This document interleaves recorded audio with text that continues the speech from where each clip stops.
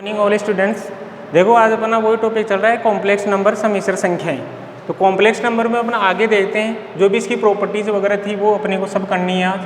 देखो complex number यानी समिश्र संख्याएं, मैंने आपको कल कुछ कंसेप्ट बताया था समिश्र संख्याएं।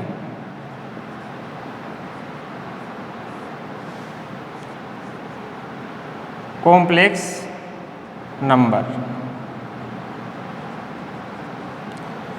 मैंने आपको कल ये बताया था कि जो भी कॉम्प्लेक्स नंबर का सेट है, जो भी कॉम्प्लेक्स नंबर का सेट है उसको अपन सी से डिनोट करते हैं। तो c is equal to x plus iota y और x and y is belongs to R. ये मैंने बता दिया था आपको कल। पर जनरली अपन जो कॉम्प्लेक्स नंबर होता है उसको जेड से रिप्रेजेंट करते हैं।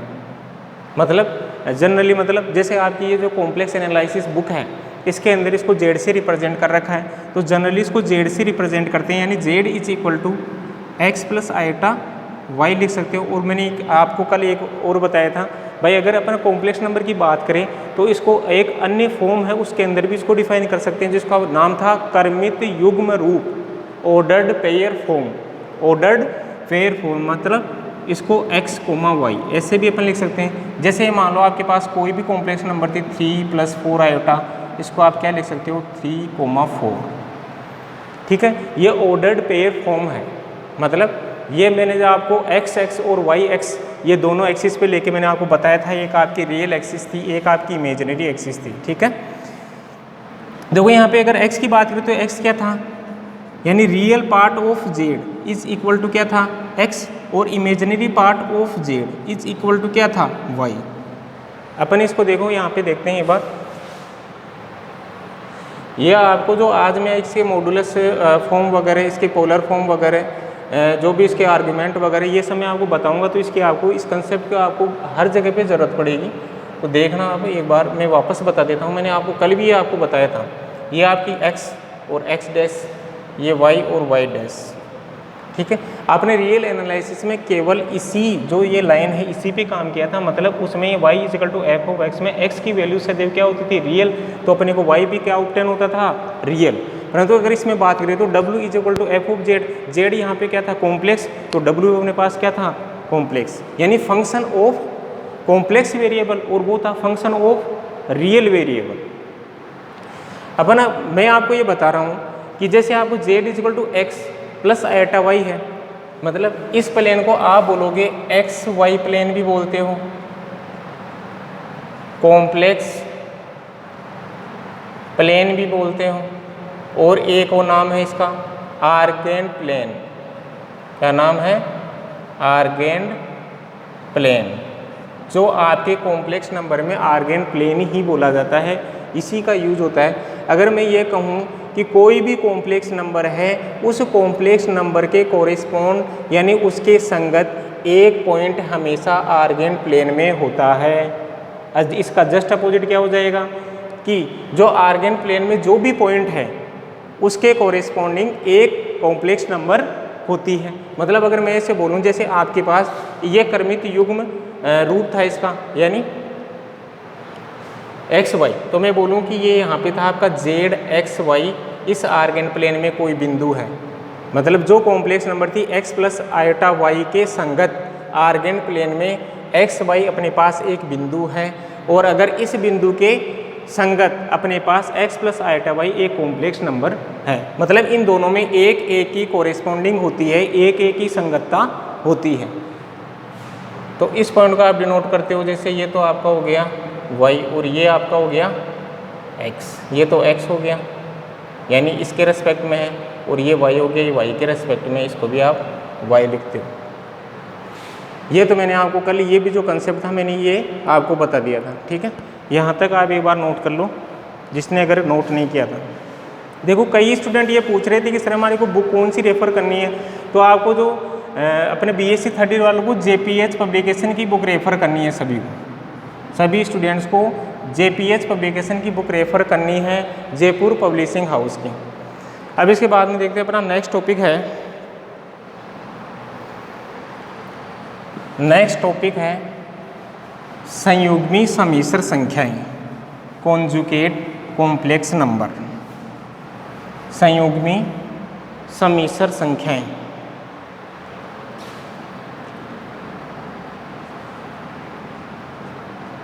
संयुग्मी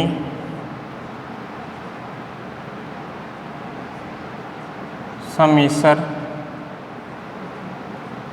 संख्याएं, कॉन्जुगेट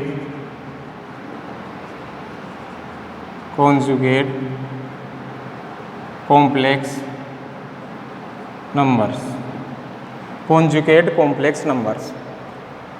इसमें देखिए if z is equal to x plus iota y हो, देन क्या होगा, जो मेरे पास कॉन्जुगेट कॉम्प्लेक्स नंबर होगी उसको मैं z बार से डिनोट करूंगा। z bar is equal to क्या हो जाएगा, यहाँ पे प्लस था तो क्या हो जाएगा minus x minus iota y। ये क्या होगी इसकी कॉन्जुगेट कॉम्प्लेक्स नंबर। यानी अगर z is equal to x plus iota y दिया हुआ है तो z bar is equal to क्या हो जाएगा x minus iota y। z bar क्या है इसका कॉन्जुगेट कॉम्प्लेक्स नंबर। अब देखिए इसमें अपन प्रॉपर्टी की बात करते हैं आगे। इसकी प्रॉपर्टीज देंगे।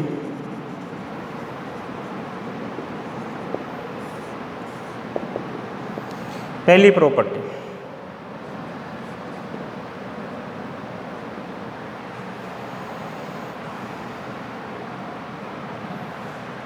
यहां तक नोट कर लो एक बार।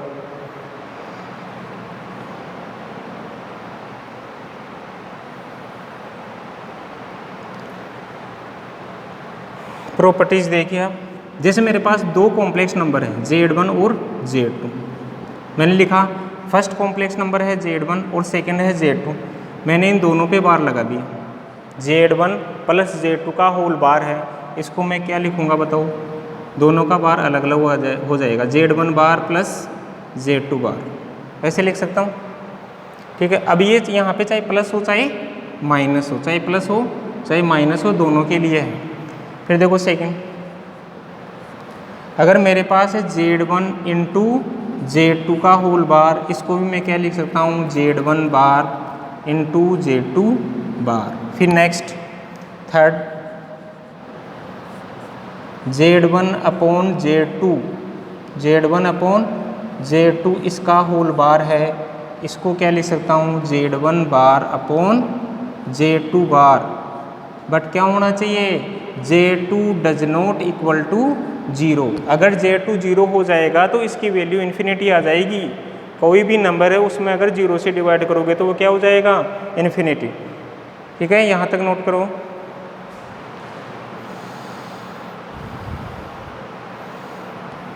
अब देखिए अपन नेक्स्ट इसकी प्रॉपर्टी देखते हैं। नेक्स्ट प्रॉपर्टी थर्ड हो गई। फोर्थ प्रॉपर्टी देखिए, देखो जेड बार है, जेड बार फिर इसके ऊपर बार, जेड डबल बार है। ये क्या आना चाहिए, देखो आपके पास कॉम्प्लेक्स नंबर ये मान लो z is equal to x plus iota y है। ठीक है, मैंने इसको लिखा जेड बार, तो z bar is equal to क्या हो जाएगा x minus iota y, x minus iota y. अब इसका वापस आपको बार करना है, तो जेड बार तो था ही, जेड बार फिर बार, तब क्या हो जाएगा ये माइनस वापस प्लस होगा कि नहीं, मतलब z double bar is equal to क्या आ जाएगा जेड। तो मैं यहाँ पे क्या लिख सकता हूँ z double bar is equal to वापस अपने को जो अपने पास मूल कॉम्प्लेक्स नंबर थी, मेन कॉम्प्लेक्स नंबर थी, वो वापस अपने को मिल गई। ठीक है, अब देखो नेक्स्ट प्रॉपर्टी इसकी फिफ्थ नंबर की है, अगर अपने को दिया हुआ है जेड प्लस जेड बार, तो इसकी वैल्यू क्या आनी चाहिए। अगर दिया हुआ है जेड प्लस जेड बार, देखो जेड की वैल्यू क्या थी एक्स प्लस आयोटा वाई, और जेड बार क्या था एक्स माइनस आयोटा वाई। ठीक है, इन दोनों को ऐड करना है, यानी आपने लिखा कि जेड प्लस जेड बार, ठीक है, क्या हो जाएगा x plus iota y plus x minus iota y. देखो क्या आ गया, आयोटा वाई से आयोटा वाई कैंसिल हो गया, क्या आ गया 2x। तो इसकी वैल्यू अपने पास क्या आ रही है 2x। इसका मतलब क्या हुआ, विच मीन्स क्या हुआ बताओ 2 into real part of Z, मतलब जो अपने पास जेड था उसके रियल पार्ट मतलब वास्तविक भाग का 2 गुना। क्या प्राप्त हुआ देखो, 2 into real part of z. ठीक है, सेम देखो इसकी property number 6, z minus z bar दिया हुआ हो तो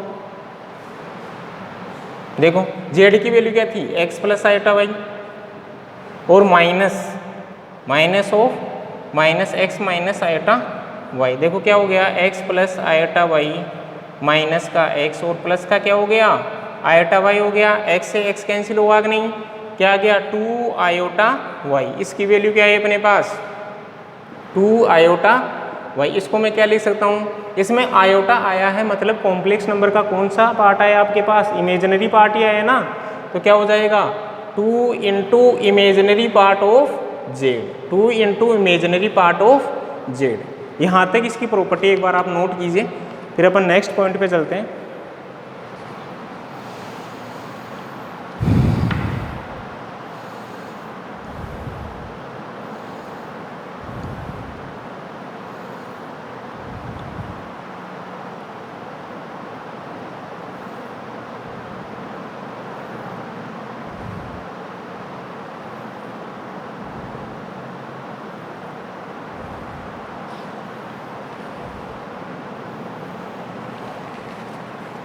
ठीक है, अब इसके बाद में देखो इसका जो अपना नेक्स्ट पार्ट है वो कौन सा है, नोट कर लिए यहाँ तक। यानी ये तो हो गया कॉन्जुगेट कॉम्प्लेक्स नंबर हो गया। उसके बाद में अपन बात करते हैं इसके मापांक की, इसका मॉड्यूलस की। अपन देखते हैं इसके मापांक या मॉड्यूलस। नेक्स्ट है समिश्र संख्या का मापांक या मॉड्यूलस ऑफ कॉम्प्लेक्स नंबर। मापांक modulus, if z is equal to x plus iota y हो। ठीक है, अपन मॉडुलस की बात करें तो mod of z is equal to क्या होगा, root of x square plus y square. इसको और मैं क्या लिख सकता हूँ, mod of z is equal to root of real part of z इसका whole square plus imaginary part of z इसका होल स्क्वायर, ये लिख सकता हूँ। अब आप इसको ऐसे समझिए, जो अभी मैंने आपको बताया था कि जो भी एवरी कॉम्प्लेक्स नंबर होती है वो आर्गेंट प्लेन में एक उसके कोरेस्पॉन्ड एक पॉइंट होता है। अब वो पॉइंट होता है, उस पॉइंट को अगर अपन इसके ओरिजिन या इसके पोल या मूल बिंदु से मिला दें तो जो रेखा उस बिंदु को मिलाएगी उसकी लंबाई क्या कहलाएगी, इसका मापांक कहलाएगी, इसका मॉडुलस कहलाएगी। देखो जो मैं अभी आपको बताया हूँ उसी के अकॉर्डिंग देखते हैं। ये आपकी वही है, ये y और y डैश है, ये x और x डैश है। ठीक है, यानी मेरे पास जो कॉम्प्लेक्स नंबर है वो थी z is equal to x plus iota y था ना, तो z is equal to x plus iota y था। इसके कोरेस्पॉन्ड अपन ने आर्गेन प्लेन में एक पॉइंट ले लिया, वो क्या था z एक्स वाई। अब अपन बात करें तो ये तो इसका ओरिजिन है, मतलब मूल बिंदु है, ओरिजिन है कि नहीं, ये मूल बिंदु, इसको अपन पोल भी बोलते हैं। ये बिंदु आपने देखा, ये तो आपका x था, यानी x एक्स के रेस्पेक्ट में था, ये आपका y था, y एक्स के रेस्पेक्ट में था। मैं ऐसे बोल रहा हूँ जो ये पॉइंट था, इस पॉइंट को इस ओरिजिन से मिलाने वाली जो भी लाइन है उस लाइन की लंबाई आपका क्या कहलाएगी, मॉडुलस। मतलब अपन ने ये लाइन इस पॉइंट को मिला दी, इस लाइन का नाम ही क्या है, मोड ऑफ जेड। मतलब ओ जेड, ये जो लेंथ होगी इसको अपन मोड ऑफ जेड बोल रहे हैं। अब आप ये सोच रहे होंगे सर इसको अपन कैसे फाइंड आउट करोगे, आराम से कर सकते हो, आप दिख रहा होगा, ये देखो ये वाली जो वैल्यू है यहाँ से लेके यहाँ तक, इसका मान तो क्या है x, और ये जो इसका परपेंडिकुलर है, इसका लंब है, ये क्या आ गया y। तो मतलब परपेंडिकुलर ये लंब है तो ये 90 डिग्री हो गया। इसमें पाइथागोरस थ्योरम लग सकती है ना आपकी, तो कैसे निकाल सकते हो, मोड ऑफ जेड का स्क्वायर इज इक्वल टू क्या आएगा बताओ, ये आपका x हो गया, तो आप लिखते हो कि नहीं बेस का स्क्वायर यानी एक्स का स्क्वायर प्लस परपेंडिकुलर का स्क्वायर मतलब वाई का स्क्वायर, यही आ रहा है। और mod of z is equal to क्या आ जाएगा बताओ, root of x square plus y square. ये सबके समझ में आ गया। तो ये तो हो गया मॉडुलस ऑफ कॉम्प्लेक्स नंबर। एक बार ये आप नोट कीजिए, ये डायग्राम भी बनाइए इसका, ठीक है।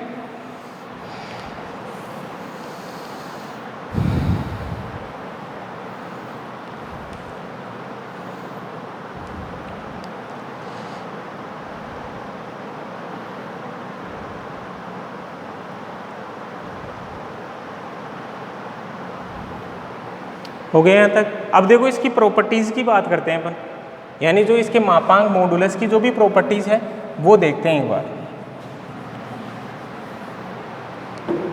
इसकी प्रॉपर्टीज़ क्या क्या है।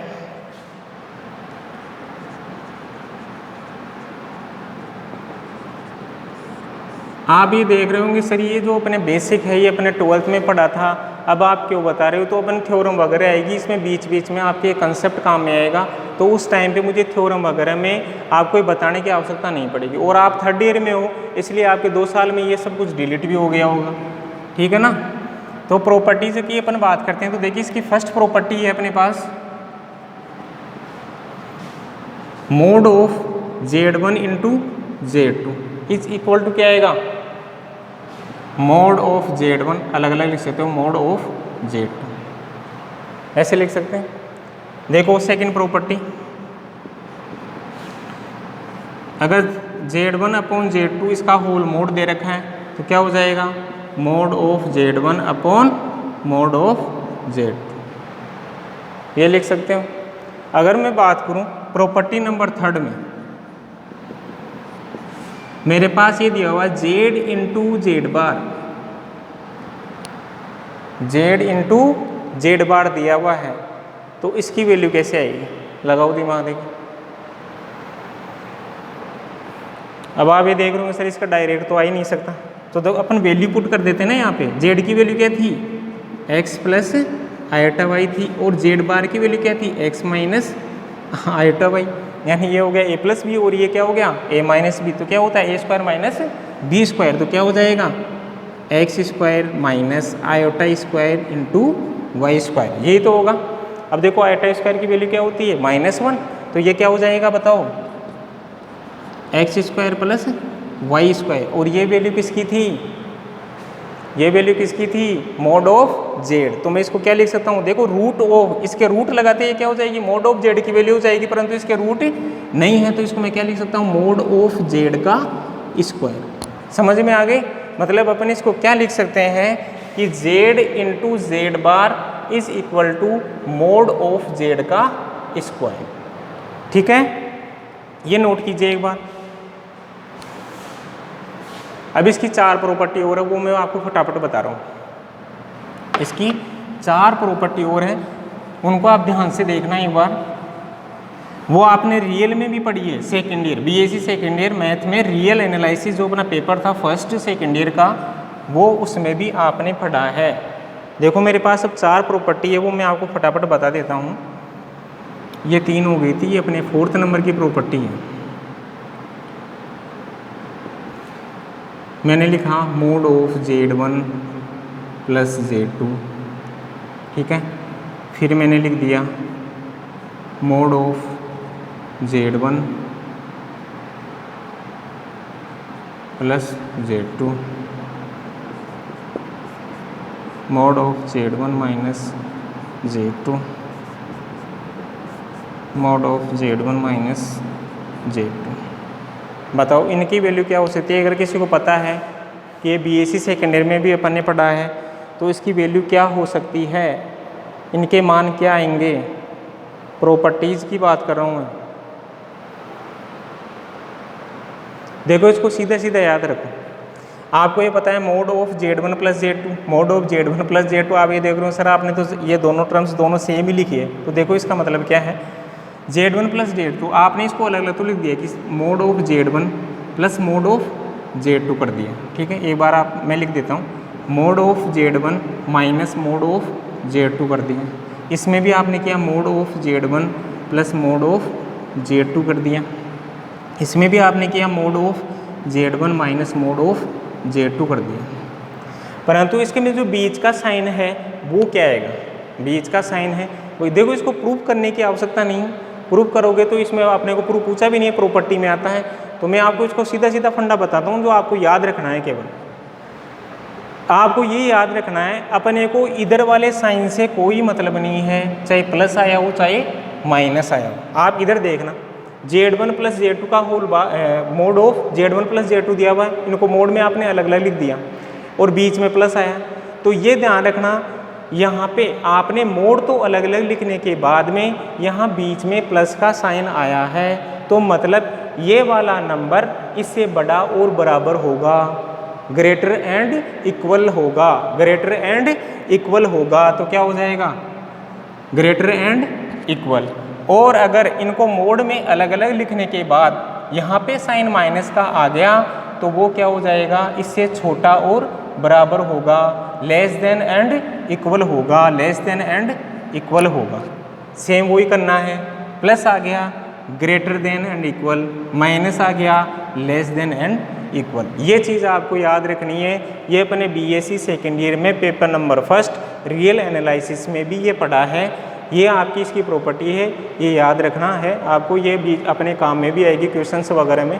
ठीक है, यहाँ तक नोट कीजिए एक बार।